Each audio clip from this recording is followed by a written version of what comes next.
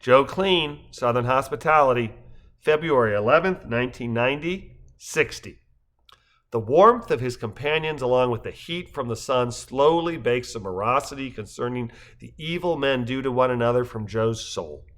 The four couples carouse and sand and serve, taking full advantage of the proximity of the ethanol-infused slushy machines, and Joe declares, "I'm afraid I may need to go join Warren and Liz at the Detox Mansion when we get home," lifting his pina colada in salute before taking a hard suck on the straw.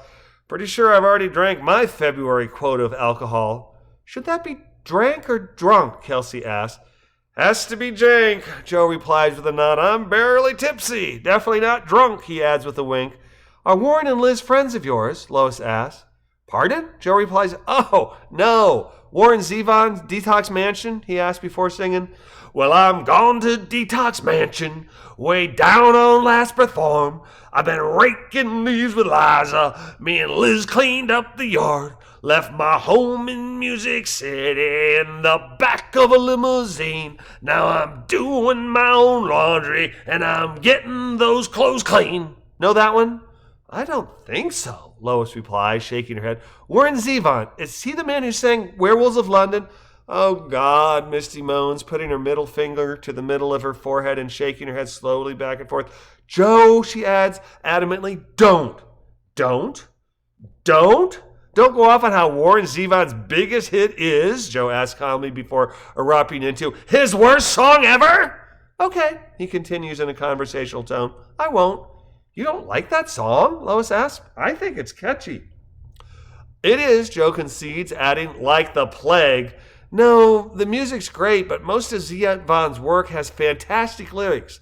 Excitable Boy is his top hit to date, and that one's way more indicative of the crushing lyrics Zevon usually writes.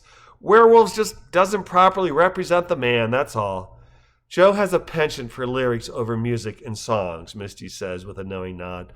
"Blame Glenn Miller," he acknowledges. "Glenn Miller?" John asks. "Now you're reaching way back to my day." "Wait a minute. Glenn Miller led an orchestra. He had lots of hits that were instrumental." "Oh," Joe says, shaking his head, "not that Glenn Miller. My 7th grade music teacher, Glenn Miller. He emphasized listening to lyrics as well as the music, and it stuck.